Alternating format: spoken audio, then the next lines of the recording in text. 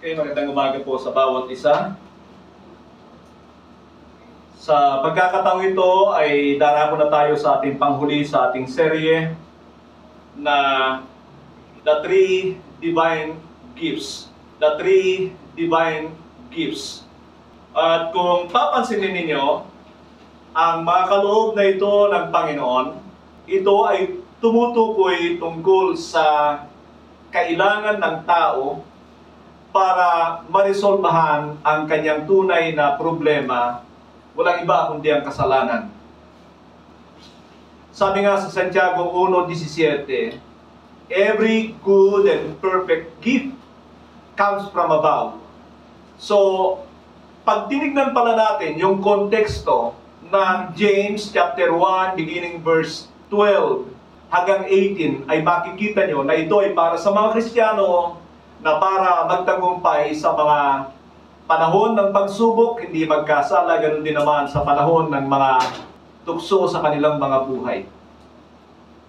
Sa mga nakaraan ay ginagamit ang mga bagay na ito para ipakita na yung mga natatanggap nila sa kanilang mga buhay na mga material na bagay o anumang bagay ay sinasabi nila na ito ay galing sa Diyos. Alam po ninyo, isang bagay pa mga kapatid na kung ang sukatan ng pagpapala ay mga material na bagay sa mundong ito, wala tayong sinabi sa mga hindi nakakakilala o kumikilala sa Diyos. Ang mga yumayaman sa mundong ito ay alam nating mga hindi kinikilala ang Diyos sa kanilang mga buhay. Mag-isip kayo ng mga tao na kilala sa buong mundo at makikita nyo ang katotohanan yan na hindi yan ang pamantayan sa New Covenant. Sa Old Covenant, sa mga Israelita, ay totoo ang bagay na yan. So, ipinagkaloob na ng Diyos ang lahat ng ating pangangailangan laban sa kasalanan. God has given us everything we need for a godly life. Sabihin natin, godly life. Godly life. So, doon po tayo binigyan ng Panginoon ng sapat na kailangan para tayo ay mamuhay ng may kabanalan sapagkat ang problema nga ay kasalanan. God has given us everything we need for a godly life. He provided the Son for the payment for our sins. Binayaran ng Panginoon ang lahat ng ating mga kasalanan. Wala tayong maidadagdag sa paraan ng pagliligtas ng Diyos. Pero hinihilingan tayo ng katugunan. We need to believe in the gospel about Christ. Gospel sapagkat tayo ay tumitingin sa nakaraan na ginawa ng Panginoon Kristo. At pagkatapos noon ay provide ng Diyos ang kanyang banal na Espiritu para tulungan tayo. Itinakita ko sa inyo yung mga biyaya ng Diyos, kumpleto po yan para sa lahat ng ating pangangailangan para mahubog tayo sa wangis ng Panginoong Jesucristo. Tutulungan niya tayo sa lahat ng aspeto. Yung mga bagay na imposible para sa atin ay posible sa Diyos. Ang nakakalungkot nga lang ay laging kinukot ang nothing is impossible with God. Pagdating sa mga pangangailangan, problema sa kanilang mga buhay, pero pagdating sa pagpapalaya ng kasalanan ay nagdududa ang marami sa Diyos na kaya niyang gawin ang bagay na ito. Alam nyo, marami na akong narinig na sinasabi nila na imposible yan. Na tayo ay maging katulad ng Panginoong Jesucristo. Na kaya nating mapagtagumpayan ang kasalanan. Ano ang ginagawa ng banal na Espiritu sa buhay natin? Siya ba'y nandiyan para manahimik? Kaya nga, may koneksyon ang Panginoong Jesucristo sa pagbaba ng banal na Espiritu. Mamaya, ibabasa ko sa inyo ng isang talata na ipapakita ko sa inyo na konektado ang tatlong kaloob na ito ng Diyos para sa kumpletong pagpapakabanal sa isang mananampalataya at kumpleto maging ganap ang kaligtasan natin sa kasalanan. Ang banal na Espiritu ang nagbibigay sa atin ng katagumpayan sa buhay na ito. He is the orchestrator behind us. Pero nais niyang makita ang ating pananampalataya sa paglakad sangayon sa salita ng Diyos na siya natin pag-uusapan bago niya tayo tulungan. It is faith that the Holy Spirit need to see from us. At ang pananampalataya niya na hindi ko kontra sa sinasabi ng Biblia. At ang ating susunod na pag-uusapan at pag-uusapan natin ngayon ay walang iba kundi ang salita ng Diyos. Ilan sa inyo ang naniniwala ang salita ng Diyos ay kasangkapan para sa ganap na kaligtasan natin? Can you say amen? Amen. Now, sinabi po rito sa John chapter 16, 7 to 8, and then 13. John chapter 16, 7 to 8, and then 13. Dito nyo mapapansin yung tatlong kaloob ng Diyos ay magkakaugnay. They are interconnected with one another. They are inseparable for our total salvation. Tingnan niyo po ito. Sabi niya sa John 16, 7 to 8. But very truly I tell you, it is for your good that I am going away. Unless I go away, the advocate will not come to you. But if I go, I will send him to you. When he comes, he will prove the world to be in the wrong about sin and righteousness and judgment. Verse 13. But when he, the Spirit of truth, comes, he will guide you into all the truth. Sabihin nga natin, guide you into all the truth. Guide you into all the truth. He will not speak on his own. He will speak only what he hears, and he will tell you what is yet to come. Dito ay makikita natin ang tatlong katotohanan pinag-uusapan natin. Ang tungkol sa Panginoon Jesucristo na naparito, na sa panahong ito ay hindi pa niya naibibigay ang kanyang sarili, pero sinasabihan niya na ang mga alagad na kapag siya umakyat na sa langit, ay isusugo niya ang banal na Espiritu nang sa gayon ay maging tagapangasiwa ng mga mananampalataya. The advocate will not come to you, but if I go, I will send him to you. And then sabi niya rito sa 13, but when he, the Spirit of truth, comes, he will guide you into all the truth. All the truth, sapagkat ang katotohanan ay hindi partial. Hindi lang yan yung Ephesians 2, 8 and 9 na saved by grace. Hindi lang yan yung John 3:16, for God so loved the world.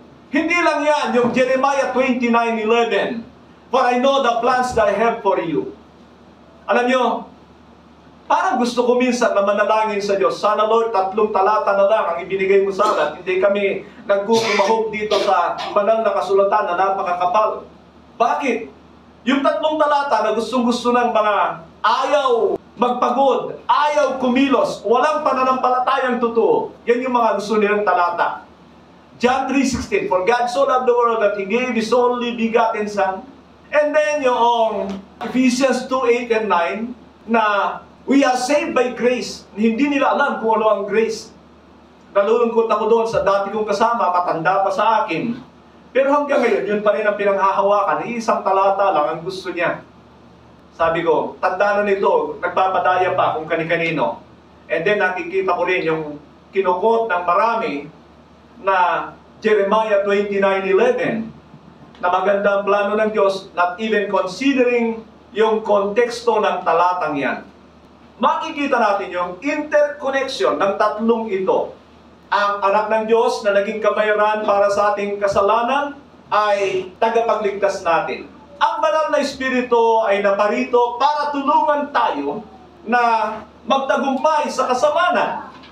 At kinakailangan natin ang salita ng Diyos para alam natin kung tayo'y lumalakad ng tama sang-ayon sa nais ng Diyos. Hindi pwede natanggapin mo lang si Kristo, ligtas ka na, nawala ang banal na Espiritu.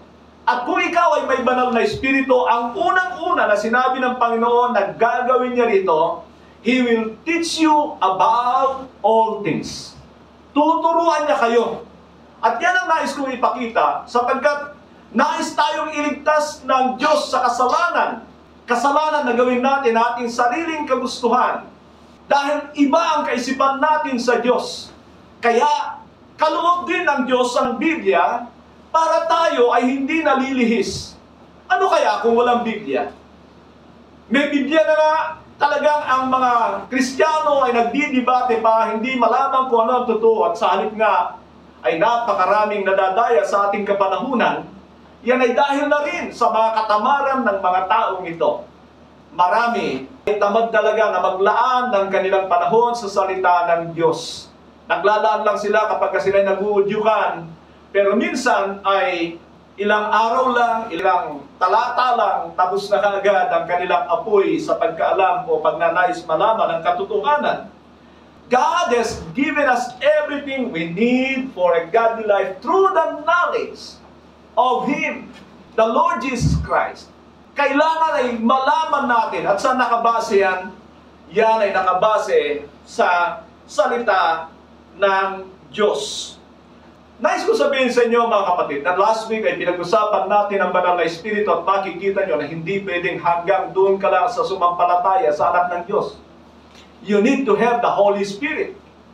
At ang problema ng maraming nagsasabing Kristiyano ay hindi pumapayag na wala sa kanila ang Espiritu ng Diyos. Sabi ko nga, very embarrassing sa mga Kristiyano na aminin na sila ay walang Espiritu ng Diyos. Pero hindi sila na-embarrass, na hindi sila nagtatagumpay sa kasalanan, hindi sila nakakagawa ng kalooban ng Diyos. Huwag tayong dumating sa punto na tayo ay sasabihan ng Panginoon, "Away from me, you evildoers." Hindi niya sinabing, "You without religion, you without church, you without Bible." Ang sinasabi doon ay tataboy ng Panginoon ay ang mga hindi nabuhay ng matuwid o kaya isang ayon sa kalooban ng Diyos. So the Holy Spirit is there to help us. And now we have the Scriptures. Ang banal na kasulatan ay siyang tanging basihan natin para sa ganon ay alam natin na tayo nga ay lumalakad sa kalooban ng Diyos. Tingnan niyo ito mga kapatid.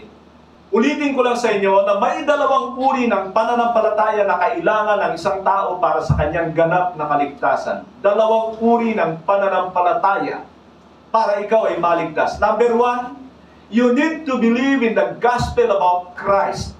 At yung pananampalataya niyan ay lakipan mo ng pananampalataya na ikaw ay magsisi at magpabautismo. Yan ang sinabi ni Pedro sa Gawa 2:38 doon sa mga sumampalataya. Repent and be baptized. Now, sa John chapter 8, ay makikita natin dyan na may mga sumampalatayang Hudyo sa Panginoon. Sa verse 29 hanggang 31. Talagang masaya sila na sinasabi nila na naunawaan nila sinasabi ng Panginoon tungkol sa Ama. Pero nagsabihan ng Panginoon ang ganito, "If you continue in my word, you are truly my disciples." Nagkaroon na ng problema. Bakit? Itong mga Hudyong ito ay ayaw na nilang mag-aral ng panibago. Ayaw na nila na maturuan sila ng bago. So anong gagawin ng banal na Espiritu sa buhay mo kung ayaw mong matuto ng salita ng Diyos? At yan nga ang nakakalungkot sa maraming Kristiyano na gusto nila hanggang doon lang sila sa saved by grace. Tapos na lahat. Hindi nila alam na may gagawin ng Diyos sa pamamagitan ng mga tunay na mananampalataya. Nais kong basahin natin ang talatang ito. Sa 2 Timothy chapter 3 verse 15 to 17. 2 Timothy chapter 3 verse 15 to 17. Kung meron kayong mga Biblia, ay sundan po ninyo. "And how from infancy you have known the Holy Scriptures, who are able to make you wise for salvation through faith in Christ Jesus. All Scripture is God's breath and is useful for teaching, rebuking, correcting, and training in righteousness, so that the servant of God may be thoroughly equipped for every good work." Now, tingnan niyo mga kapatid.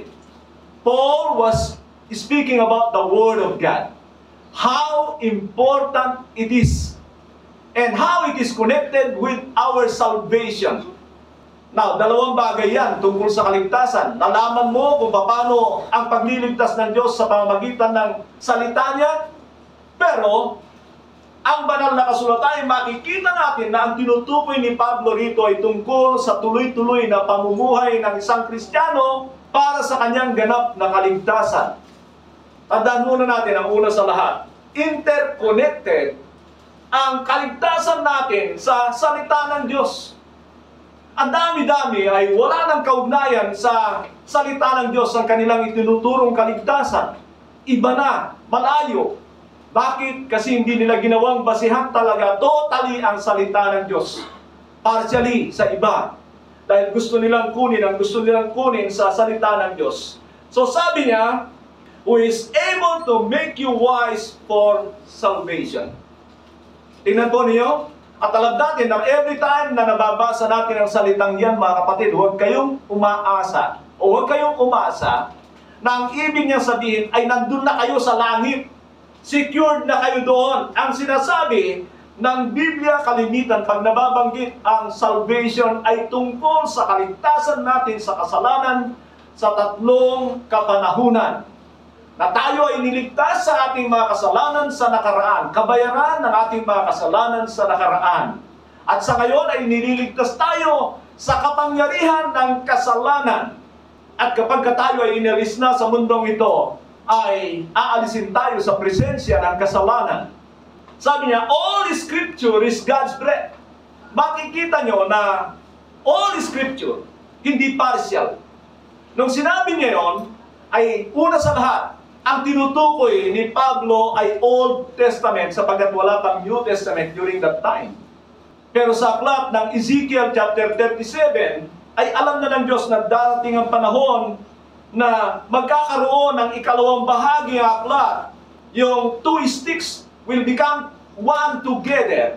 So sa atin ngayon, na hindi na lang yung Old Testament ang ibig sabihin yan, kundi kasama ang New Testament na dapat nating sampalatayanan. Salamat sa Diyos sapagkat meron tayong basihan ang bagong tipan na hawak-hawak natin ngayon.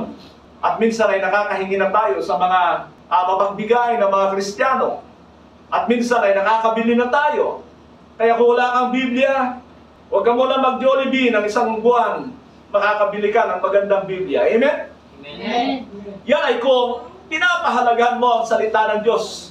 At sabi niya, useful for teaching. Yan ang sinasabi ko sa inyo, mga kapatid. Hindi ako ang basihan ninyo, ang Biblia ang basihan ninyo. Pag wala sa Biblia ang sinasabi ko, huwag niyong paniwalaan. Ganon din naman sa mga ibang tagapangaral. Dapat talaga ay equip ang mga nagtuturo ng salita ng Diyos. Hindi yung naghuhula lang at hindi yung nandiyan lang para mag-comedy o kaya ay mag-entertain ng mga tao. Kasi ang nangyayari sa maraming tagapagturo, kinagigiliwan ito ng maraming tagapakinig. Pero alam ba ninyo na maging yan ay binanggit ni Pablo kay Timoteo sapagkat darating ang panahon na hindi na makikinig ang mga tao ng tamang aral, sound doctrine. Sa halip ay mangangalap sila ng mga guro na kikiliti sa kanilang mga tainga. Yun ang gusto-gusto ng marami. Kaya nga, meron tayong Biblia na basihan ng pagtuturo. Paano ka makakapagturo kung hindi ka nag-aaral ng iyong Biblia? Rebuking, sabi ni Paul. Bahagi pala yun, ano? Kaya pala si pastor, minsan ay pinagsasabihan ako. Totoo po yan. Bilang mga tupa, pinapastoran, hindi naman tayo perfecto. Kailangan natin may magsabi sa atin ang ating mali. At minsan kapag tayo ay nagpapatuloy sa mali, kailangan i-review tayo. And that will save your life. Ngayon, kung ayaw mo magpapakorek, sabi ko nga, mapanganib ang walang nagkukorek sa kanya. Lalo na kung matigas na ang kanyang puso at merong ibang layunin sa kanyang mga ginagawa, talagang mahirap i-correct yan. Rebuking, correcting, training in righteousness, so that the servant of God may be thoroughly equipped with every good work. Mga kapatid, ang isa sa mga end result ng pag-aaral sa salita ng Diyos ay kayo ay maging lingkod ng Diyos. Bawat isa sa atin dito ay ginawang saserdote ng Panginoon. Pinagkalooban, katulad ng ating narinig nung nakaraan, pinagkalooban ng kaloob para magamit sa ubasan ng Panginoon sa kanyang ikaluluwalhati. Pakitanong mo nga katabi mo, gusto mo bang luwalhatiin ng Diyos? Isang paraan diyan ay maglingkod. Huwag niyong hayaan ang katulad kayo ni Pedro, doon sa huling punto ng kanyang buhay na ang kanyang kamatayan na lang ang magiging kaluwalhatian ng Diyos. Nakukuha ba ninyo ang ibig ko sabihin? Hindi ko sinabing hindi naglingkod si Pedro. Masigasig si Pedro at pinagkatiwalaan siya ng Diyos para i-lead ang kanyang iglesia. But his death, yung kanyang kamatayan, ang ibig ko sabihin ay para maluwalhati ang Diyos because He was crucified upside down. Now, ang salita ng Diyos, mga kapatid, ay napakahalaga para sa isang Kristiyano. Kaya nga binababalaan tayo na maaaring sa ating mga huling araw na ito ay tanggalin tayo ng mga maling aral, maling katuruan, madaya tayo. At yan ay kapag hindi tayo nanangan sa salita ng Diyos o kaya ay hindi naman natin binibigyan ng panahon ng pag-aaral, ng pagbabasa. Alam nyo na meron akong 8 bagay na tinuturo sa bawat isa sa atin dyan. Sino nakakatanda na 8 bagay na yun na ginagawa sa Biblia? Sana nga ay hindi nyo kakalimutan. Kaya lang, yung isa nga lang, hindi na magawa. Yung reading pa lang, hindi na magawa. So now we have reading the Bible. And then we have listening to the Bible. Sapagkat meron tayong mga pamamaraan katulad ng internet o kaya kung meron kayong audio Bible, ay magagawa ninyo yan. Kayong mga nanay, pwede kayong nagluluto. Kayong mga tatay, pwede kayong nagkakarpintero habang kayo nakikinig ng salita ng Diyos. At ginagawa natin yan dahil ayaw natin na mapasukan o maitlugan ng dyablo ang ating kaisipan. And then, we have the study, meditation, memorization, isabuhay, ituro. I think 7 na yan sinabi ko sa inyo. Meron lang tayong isang bagay na hindi ginawa o ginagawa na ginawa ng Panginoon. Alam niyo ba kung ano? Ang kopyahin ng kasulatan. Ang kopyahin ng kasulatan.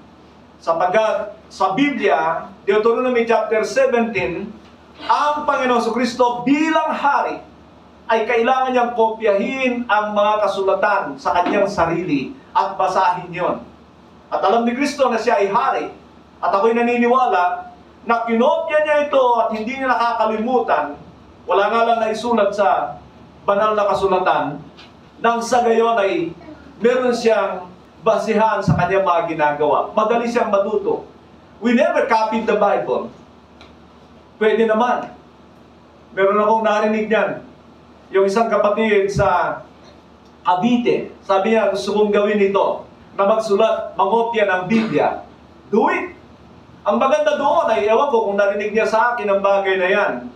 Dahil nasabi ko yan doon sa seminar sa Santa Rosa nung nakaraan, na yan ay ginawa ng Panginoon, ang kopyahin, kaya lang hindi naman siya nag-attend doon. So, naisip ko lang na gusto pala niyang kopyahin ang Biblia at isulat ito sa kanyang sarili. You can do that. Kung meron kang panahon. Pero ngayon ay makikita natin na may kaugnayan ang salita ng Diyos sa ating ganap na ikaliligtas. Pag nagpapabaya ka ng iyong Biblia, ng salita ng Diyos, nanganganib ang iyong buhay dahil ang dyablo ay nandiyan para gawin ang kanyang magagawa para ikaw ay alisin sa tamang landas. Sabi pa ni Santiago sa Santiago 1:21-22, therefore get rid of all moral filth and the evil that is so prevalent, and humbly accept the word of God planted in you. Tanggapin niyo mga salitang na itanim sa inyo, which can save you.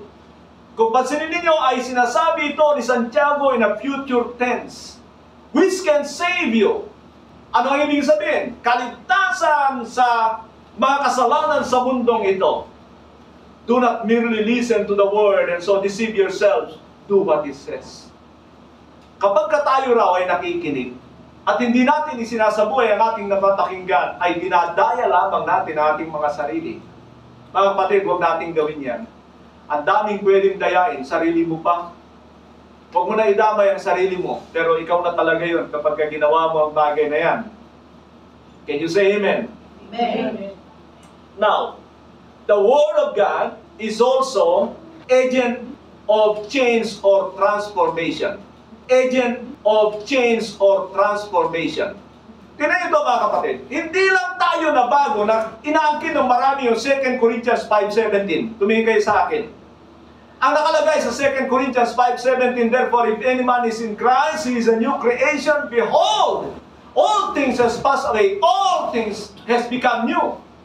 Alam nyo, sa spiritual na aspeto, totoo yan. Talagang binago kang ganap ng Diyos. Dahil iniugnay ka sa Kanya. Hindi ka pwedeng magkaroon ng kaugnayan sa Diyos na hindi Kanya ginawang banal, nilinis. Pero yung sasabihin mo na ganap ka na, habang ikaw nabubuhay sa mundong ito. Hindi. You still have the soul. Yung kaluluwa mo, hindi na born again yun. Ang na-born again sa'yo ay yung espiritu mo. So ngayon, ang kaluluwa mo ay kailangang ma-renew. Ang kaluluwa ay nagtatagla ng mind, will, and emotion.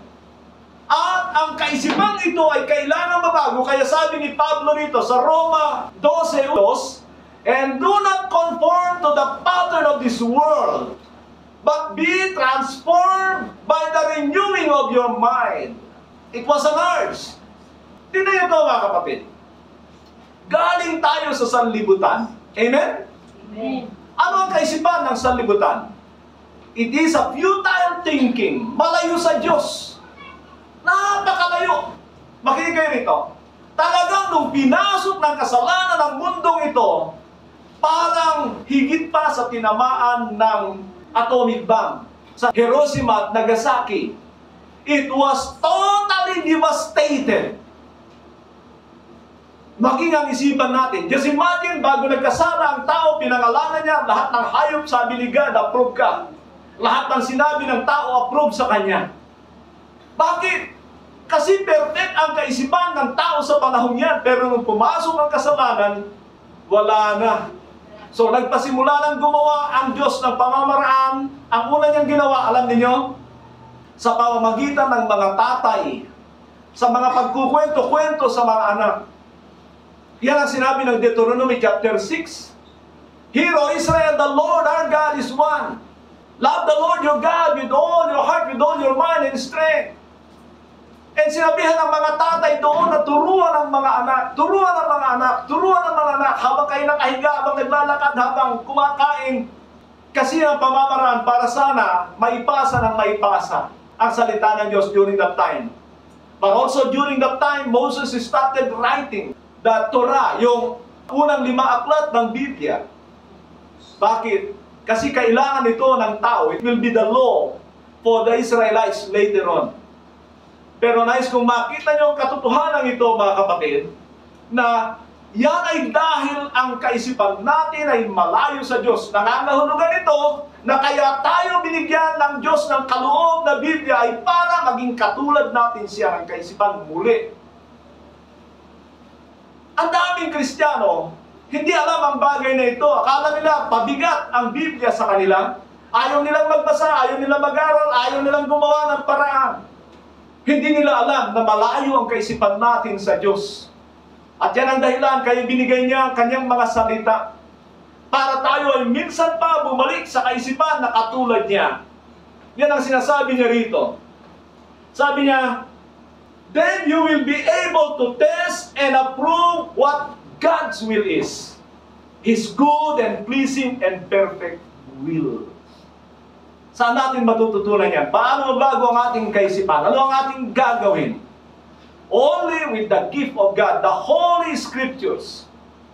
Mga kapatid, kaya kung pinababayaan yung Bible nyo, huwag kayo umasa na every Sunday ay matuto kayo. Pakinggan niyo ito. Hanggat ang isang Kristiyano ay hindi gumagawa ng hakbang para matutunan niya ang salita ng Diyos, hindi ang pakikinabangan ng Diyos. Kasi sinabi ni Pablo nga doon sa 2 Timothy kanina, na upang sa gayon ang lingkod ng Diyos ay maging handa sa lahat ng mabubuting gawa. Ang mabubuting gawa ay sang-ayon sa kalooban ng Diyos niya. Sa rin, sinasabi ni Pablo dito sa Santiago, what God's will is, His good and pleasing and perfect will. There is a perfect will of God. Now, mga kapatid, isa sa mga bagay kung bakit hindi naunawa ng marami ang Biblia, ay ang hindi nabubuhay ng tama. Walang takot sa Diyos. Alam niyo, itong bagay na nakita ko, meron akong mga ilang kaibigan sa Facebook na mga abogado, mga profesyon nila, mga doktor. Akala nila ay, dahil sila'y marunong sa mundong ito, ay alam na nila ang Biblia. No? Kaya yung sinabi ng Panginoon doon sa Matthew 11:25, I thank you, Father, because you have hidden these things from the wise and the learned. Kayang itago ng Diyos ang mga katotohanan sa salita niya sa mga taong hindi nabubuhay ng tama. At ang problema pa, maraming Kristiyano ay parang ningas kugon. Alam niyo yung ningas kugon? Biglang umaapoy yan. Boom! mamaya-maya lang, die down na ulit. Maraming Kristiyano ganyan. Ang nauudyo kanya tungkol sa pagbabasa ng Biblia, sa pag-aaral ng Biblia, mag-aaral yan 1 linggo. Fully emotion. Walang decision talaga, I have to do this. I thank the Lord for His grace. Biyaya ng Diyos na nagawa ko na at my first 5 years of being a Christian, I read the Bible 40 times. At sabi ko nga, bago mag-pandemya, nabasa ko ang aking Biblia ng 108 times. 108 times. Hindi yan pride, pero malaking puhunan yan. Eh may mga nagmamalaki na nakapakinig lang ng Bible reading, nagbasa ng 4, 5, 7. Akala nila tama na yon. Alam na nila ang lahat ng bagay. God is a God who is just. Makatarungan ng Diyos.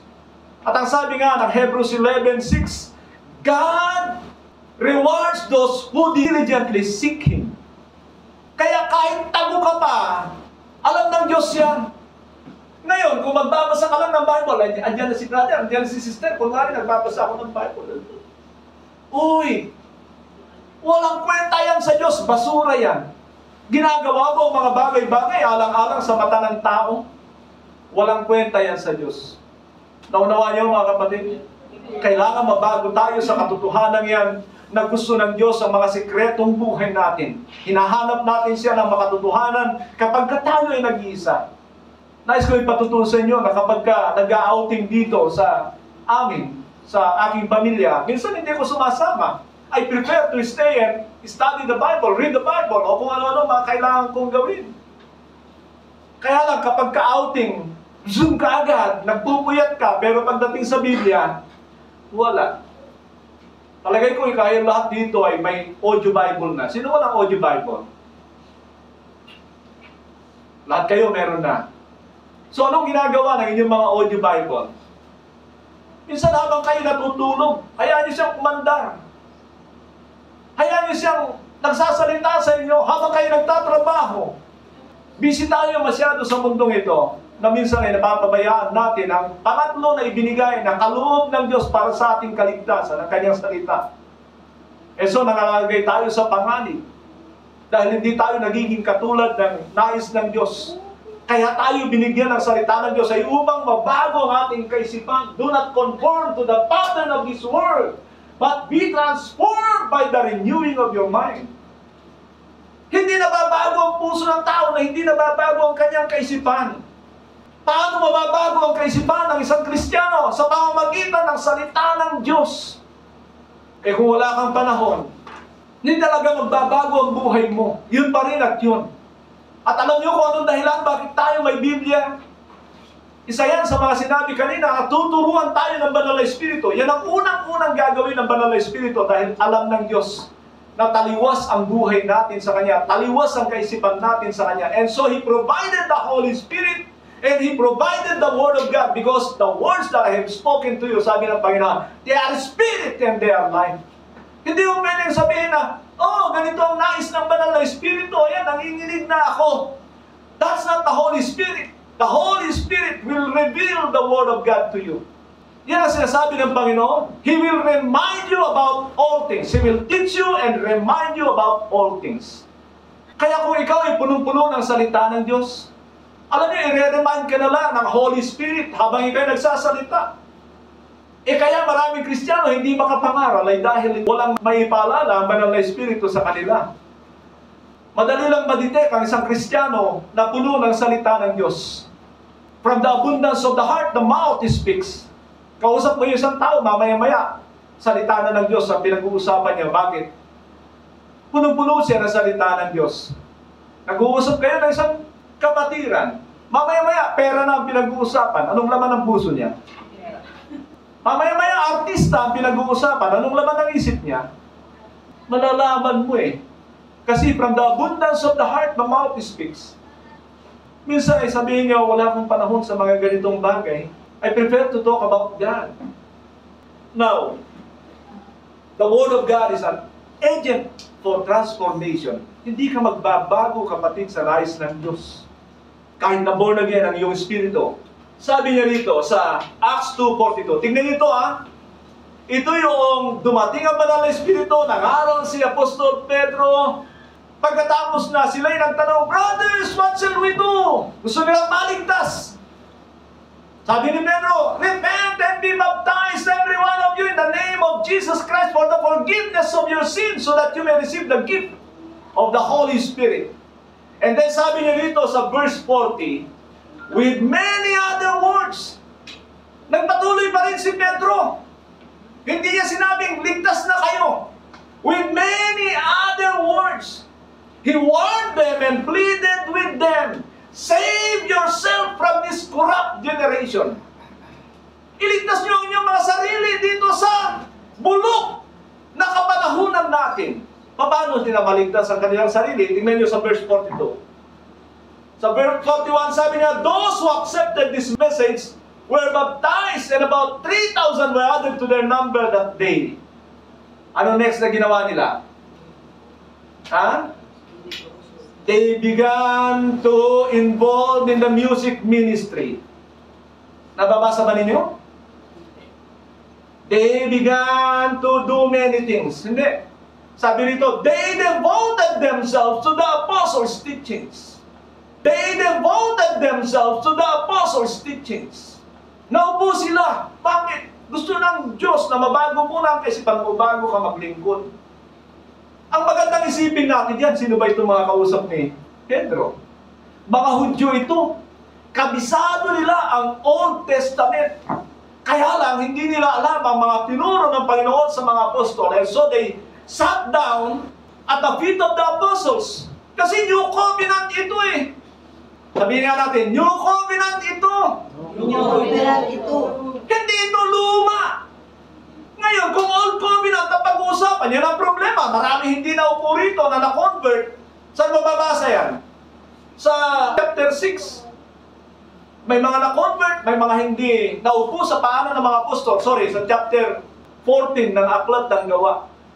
Yung mga saserdote na na-convert, hindi naupo sa paanan ng mga apostol dahil akala nila, alam na nila ang salita ng Diyos. Ano nangyari?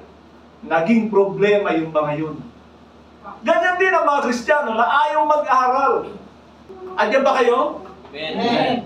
Sabi ko nga, nasa iglesia tayo at ang iglesia ng Diyos ay lugar para turuan ang mga anak niya. Turuan, una sa lahat. Eh, paano yun? Pag ang pastor, ginawang club ang church. O kaya ay ginawang negosyo ang church. O kaya ay ginawang entertainment ang church. Hindi nagtuturo ng salita ng Diyos. Nakakita na ba kayo ng ganyang mga iglesia? Ikutin nyo ang ulo nyo dito sa lugar natin. Puntahan nyo yung mga churches. Tingnan nyo, anong ginagawa ng mga churches dyan? Parang club. Masaya lang mga tao, nag-entertain ng mga pastor, pagkatapos ay nagko-comedy, pagkatapos ay negosyo na. Tapos, ang salita ng Diyos hindi nila pinagkakaabalahan. Kasi pag nagbasa ang mga member, delikado sila. Iiwanan sila. Yun ang problema ng ating kapanahunan. So, they devoted themselves. Sabihin nga natin, devoted. Devoted. Nakakita na kayo ng devoto?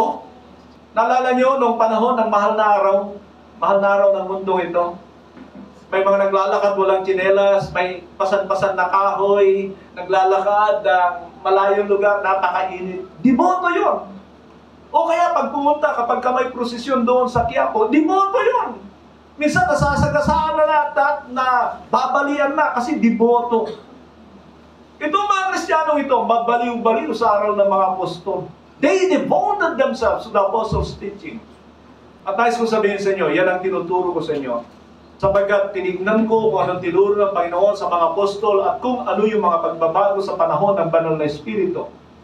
And that was the New Covenant.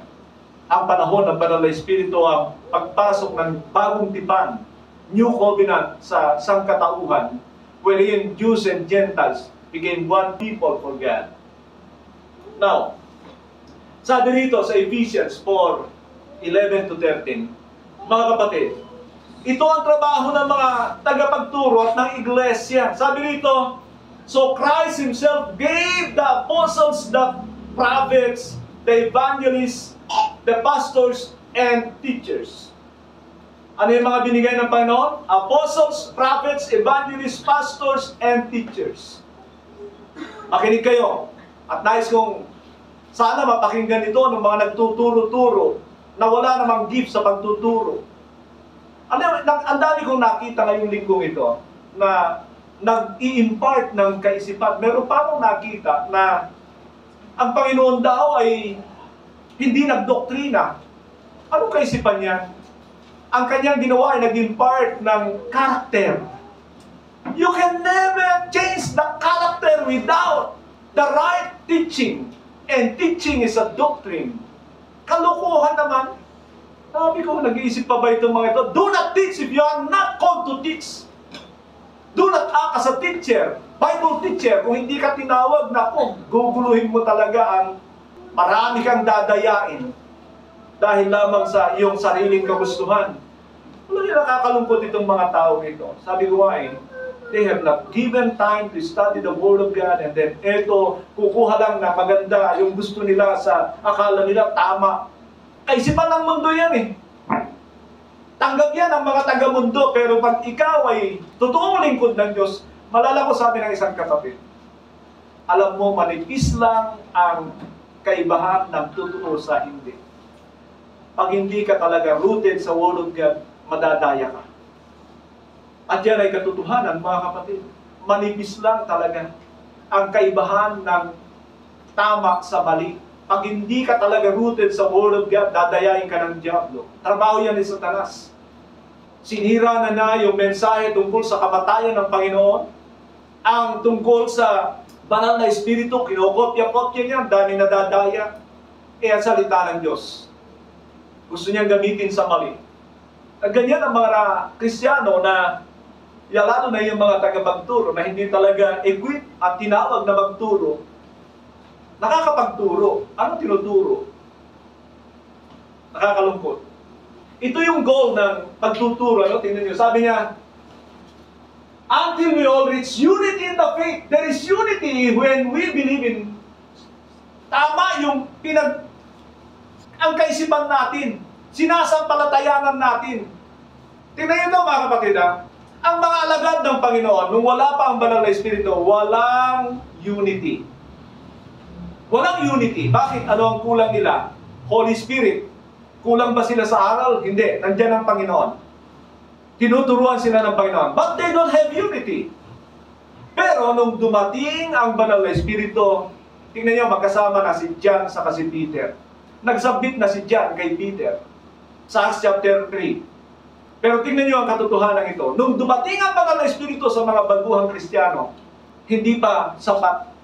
Kailangang mag-aral sila. They have the Spirit of God, but they need to sit down at the Apostles' feet para makinig sa salita ng Diyos, para magkaroon sila ng pagkakaisa. Tingnan niyo sa chapter 4, na kung saan nagkaroon sila ng pagkakaisa, talagang nagtutulungan sila, iisa ang direksyon ng iglesia.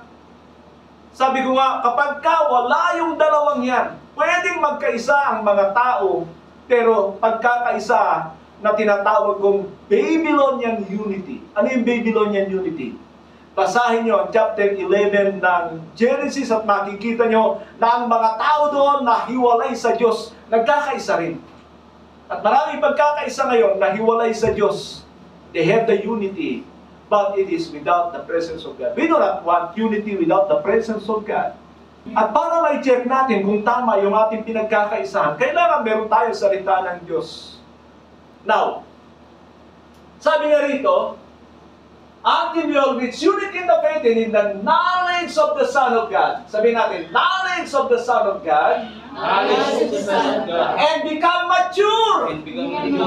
Saka ka lang magmamature kapag ikaw ay natuto na tungkol sa anak ng Diyos. Attaining to the whole measure of the fullness of Christ. Attaining to the whole measure of the fullness of Christ. Yan ang goal ng bawat tagapagturo. Hinuhubog tayo sa wangis ng Panginoon. Of course, hindi ka makahubog ng katulad ng Panginoon sa Kristo kung ikaw ay hindi nagnanais na maging katulad ng Panginoon. Never. Maraming churches hindi nababanggit ang bagay na ito. Para sa kanila, imposible. Imposible talaga para sa tao, pero bakit nandiyan ang banal na Espiritu? Is there anything impossible with God? Alam na alam yung salitang yan. Sa Luke chapter 1 verse 37, kung hindi ako nagkakamali, for nothing is impossible with God. Pero pagdating sa Christ-likeness, napaka-imposible daw niyan. Samantalang ang Panginoon ay kinailangan niya ang banal na Espiritu para siya makagawa ng kalooban ng Diyos at ang Espiritong yun ay siyang nananahin sa mga totoong mananampalataya sa ating kapanahunan. Ito ang problema ng marami. At ang problema yung pagtuturo ng Diyos kapag meron kang tinatago sa buhay mo na hindi tama, hindi ka tuturuan ng banal na Espiritu hanggat hindi ka nagsisisi ng totohanan. Nandiyan ang Diyos, maunawain ng Diyos. Can you say amen? Amen. Pag ikaw ay totoong nagsisi, yan ang pinakasusi na ayaw mo na nung hindi mo tamang ginagawa. Ayaw ko na nito, Lord. Tulungan mo ako, Panginoon. Hindi mo kaya yan, anak. But I give you my grace. Tutulungan kita. Magpakumbaba ka lang. Lord, hindi ko kaya ito. Hindi ko alam kung ano ito. There is the grace of God to help us. Now, yan ang goal ng salita ng Diyos para meron tayong basihan kung tayo ngay nahuhubog sa wangis ng Panginoon Kristo. Colossians 3:10, and have put on the new self, which is being renewed in the knowledge, in the image of its Creator. Nababago tayo sa wangis ng Diyos sa pamamagitan ng ating kaalaman sa Kanya. Saan galing yung kaalaman na yun? Sa salita ng Diyos. Makinig kayo mga kapatid. The image of God, yung ibinigay kay Adan, nasira dahil sa kasalanan. Sabi ng Colossus 1:15 na naparito ang anak ng Diyos with the image of God para ibalik yung imahe na yon. Pero, kailangan pa rin na sa tayo ay magkaroon ng kabahagi na willing tayo at mabuhay sa pananampalataya para mahubog tayo ng banal na Espiritu at sang-ayon sa Kanyang salita. So, hindi natin pwedeng paghiwa-hiwalayin ang mga bagay na ito. The Son of God, the Holy Spirit of God, and the Word of God. Mga agent ito para sa ating ganap na ikaliligtas. Huwag natin kunin yung isa lang. By faith alone, in Christ alone, by grace alone. Mga kalokohan yan. Wala nang kasunod, wala ka ng bahagi. Bakit hindi pa iniligtas ng Diyos ang lahat ng tao kung hindi na pala kailangan ng pagsang-ayon ng tao at ng katugunan ng tao sa ginawa ng Panginoon at sa gagawin ng banal na Espiritu sa kanilang buhay. Tingnan niyo ang kalokohan ng dyablo na kinakasangkapan ang mga tagapagturo na gusto madali, na ayaw makapanakit ng tao dahil sa katotohanan. Ang salita ng Diyos ay maraming simbolo ito. I think there are 18 symbols of the Word of God. Number 1, kumpleto yan para ikaw ay well-nourished Christian. Hindi malnourished, ha? Well-nourished. Talagang malusog na Kristiyano. Nandiyan ang tinapay. Kumakain ba kayo araw-araw? Ilang beses? Ha? Yung iba, 3. Hindi yan totoo. Ang mga Pilipino, minsan kumakain yan hanggang 8. Paggising, almusal, tinapay. Mamaya-maya, nag-almusal, kanin. Ilan na? 2. Pagdating ng alas 10, merienda. Ilan na? Pagdating ng alas 12, tanghalian. Ilan na? Pagdating ng alas 3, merienda ulit. Ilan na? Pagdating ng gabi, hapunan. Ilan na? Bilang? 6. Pagdating ng midnight snack. Ilan na? Kaya hindi nakakalimutan ng kaldero, pero ang kordero nakakalimutan. Oh my! Nakakatuwa ito, mga kapatid. Ang salita ng Diyos walang panahon, pero sa bagay, sinabi kasi ng Biblia, ang kabalahan ng mga tao sa huling araw ay tungkol sa pagkain. Now, nandiyan ang karne, nandiyan ang tubig, nandiyan ang honey, nandiyan ang kung ano mga para sa ating pagkonsumo para maging malusog na Kristiyano tayo. Kamayan mo nga yung katabi mo. Kaya pala ganyan ka. Wala akong sinabi kung kayo malnourished o well-nourished. Isang bagay lang yun. Malnourished na Kristiyano o well-nourished na Kristiyano, kayo nakakaalam yan. Ano ba ang gamit ng salita ng Diyos? Ang gamit ng salita ng Diyos, manual for our pilgrimage. Manual for our pilgrimage. Tayo ay nasa journey, mga kapatid. Lilipas tayo dito. Naniniwala ba kayo? Sino ito hindi mamamatay? Lahat tayo lilisan sa mundong ito. Pero habang nandito tayo, meron tayong manual Para alam natin ang direksyon natin. Sino ayaw sa kaharian ng Diyos? Lahat tayo gusto sa langit. Pero kung gusto mo matiyak na ikaw ay papunta nga doon, sinasabi yan ng Biblia sa iyo. Kung pupunta ka nga, kung panglangit ka o pang... Mahirap yung pangalawang salita. Alam natin, dalawa lang naman ang destinasyon ng tao. Mga kapatid, impyerno. Pag doon ka sa hindi sinasabi o sinasabi ng Biblia na hindi makakapasok sa kaharian ng Diyos, huwag mong dayain ang sarili mo. Hindi, labang mo ni Lord. Good God si God. Talagang mabuti si Lord. Tapat si Lord.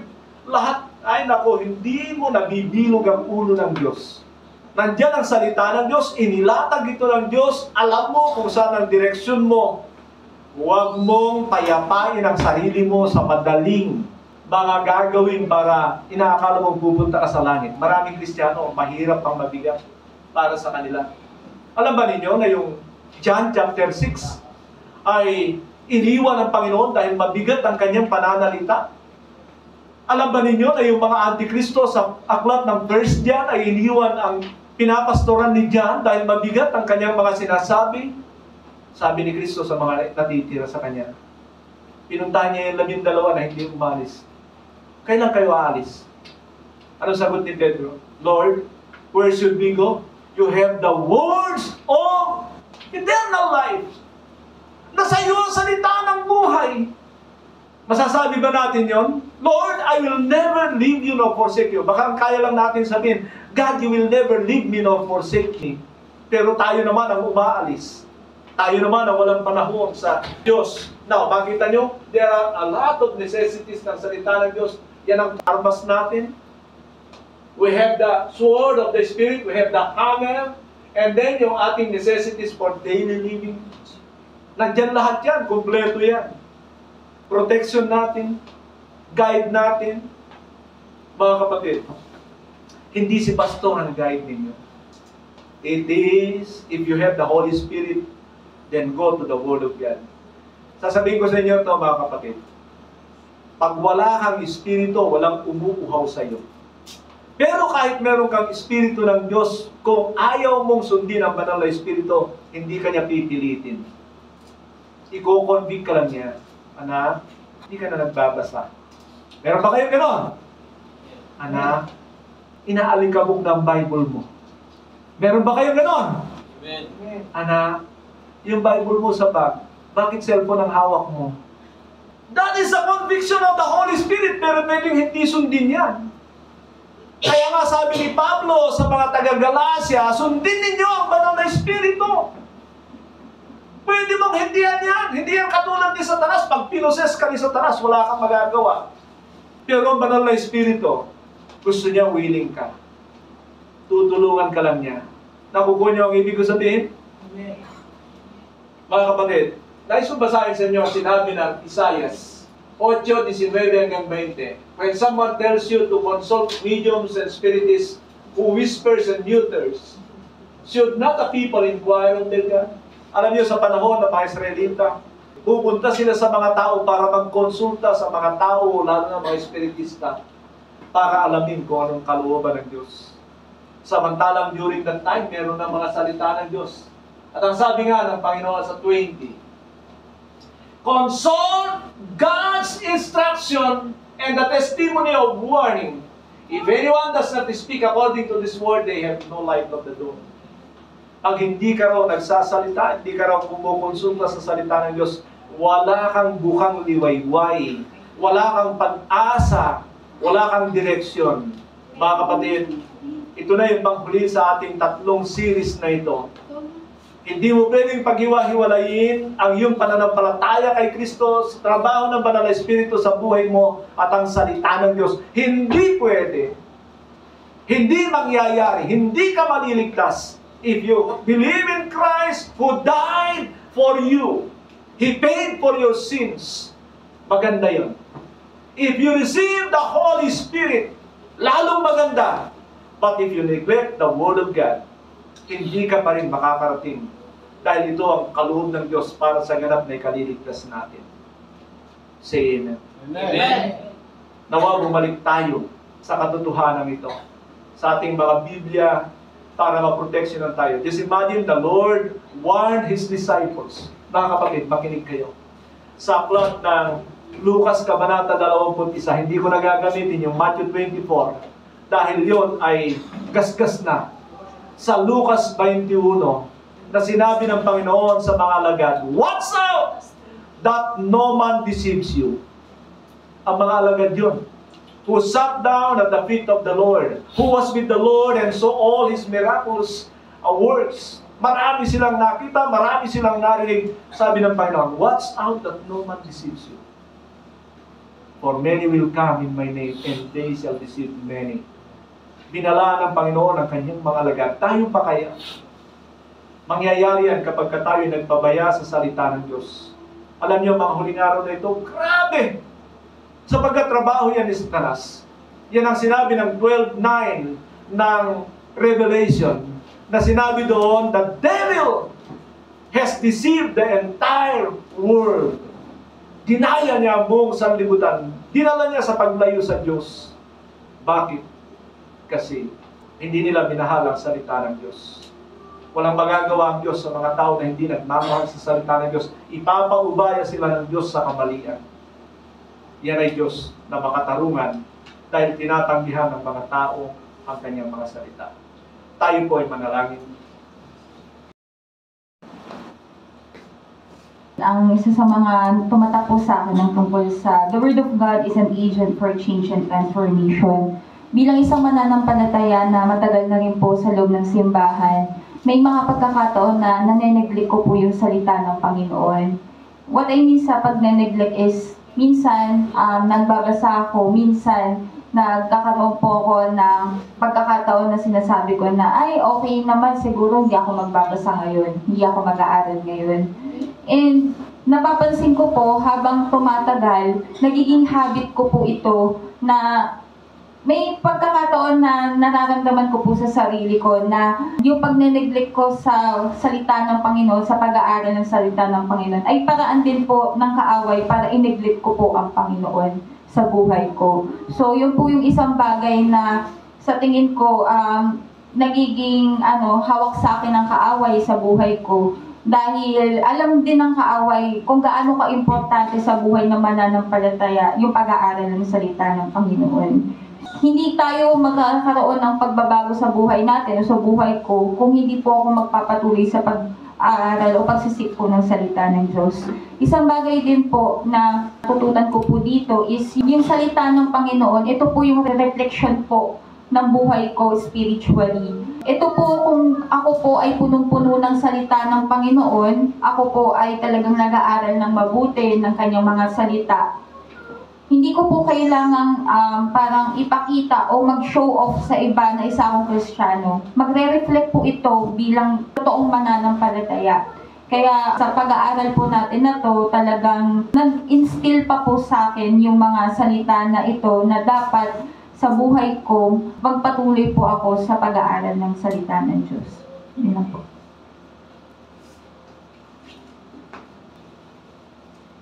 Natutunan ko rito sa ating video ay yung kailangan talaga yung salita ng Diyos maging bahagi ng buhay nating mga Kristiyano. Kung yung katawang physical natin kailangan ng pagkain, na mas lalo na kailangan ng katawang spiritual natin yung pagkain. At ang salita ng Diyos ay tumutulong sa atin bilang maging katulad ng ating Panginoong Hesus sa ating mga pamumuhay. At ang salita ng Diyos ay salamin natin kung tayo ay namumuhay sa kalooban ng Diyos. Kumbaga, marireflect po natin yung sarili natin sa pamamagitan po ng salita ng Diyos na ginagawa natin sa araw-araw. Kailangan talaga at may tama po natin yung mga mali natin. Pag nare-remind po tayo sa mga natututunan natin, doon po natin malalaman talaga na nagkakasala pala ako. Kaya yun po ay ang importante yan ng salita ng Diyos para sa atin. Ang natutunan ko po dito sa ating pong inano ni Pastor yung napakahalagang salita ng Diyos talaga ay kailangan ko po maunawaan. Kasi tinignan ko po yung buhay ng Panginoon kung paano niya po na pagtagumpayan o nasaransang yung diablo sa pandaraya.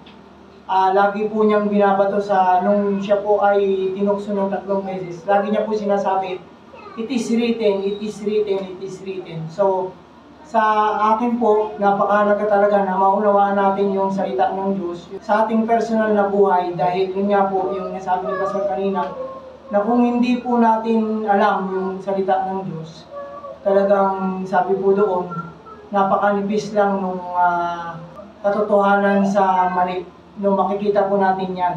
Kaya nga, lagi po nating titingnan lagi yung buhay natin na para masalamin po natin na gaano na po ba talaga tayo ka-equip o ka-lago sa Panginoon sa pamamagitan po ng salita ng Diyos. Kasi yun po yung magbibigay po sa ating siguraduhan bilang sa buhay Kristiyano na meron po tayong pinangahawakan na katotohanan kagaya po ng nangyari naganap sa buhay ng Panginoon Jesus na lagi po nating makikita na kung paano niya po napagtagumpayan yung sanlibutan dahil siya po mismo ay hindi lang po nag-aaral kundi talagang equip or ano po siya ng Word of God, yung rooted po siya. So yun yung napakalaga na kailangan maging rooted po ako sa salita ng Diyos dahil yun po yung nais din ng Diyos kasi yun po yung inihiling po natin yung maging katulad po tayo ni Christ.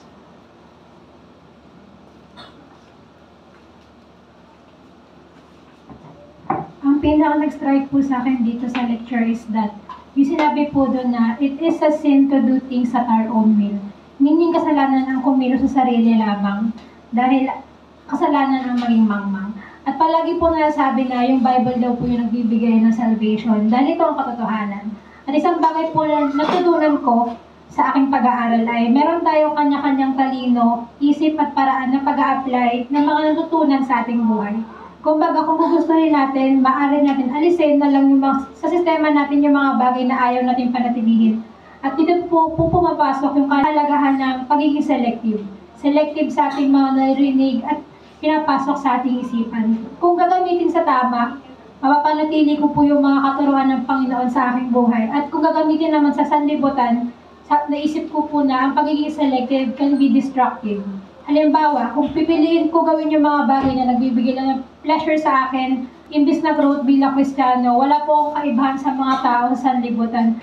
At ang kakayahan pumili ay pinagkaloob sa atin ng Panginoon. At kung choice ko isang gabi yung buhay na inilahad ng Lord para sa atin, hindi lang po ako matawag ng bangbang, kundi tayo rin ay sinungaling sa aking sarili. Yun lang. Tutunan ko sa video kasi ang salita ng Diyos, yun ang Bible. Dati, masipag ako magbasa. Siguro 140 times ko nabasa yung Bible. 140 times. So, nakaligtaan ko na, hindi na ako nagbabasa ngayon. So, dito na natutunan ko, kailangan mo magbasa ng Bible para guidance sa sarili mo, sa araw-araw ng pamumuhay mo, na makita mo yung be like Jesus. Makikita mo yung mga gawa niya na dapat mo matutunan at dapat mong sundin. Para ang buhay mo, maiayos mo ng tama. Yun lang po ang sasabi ko po.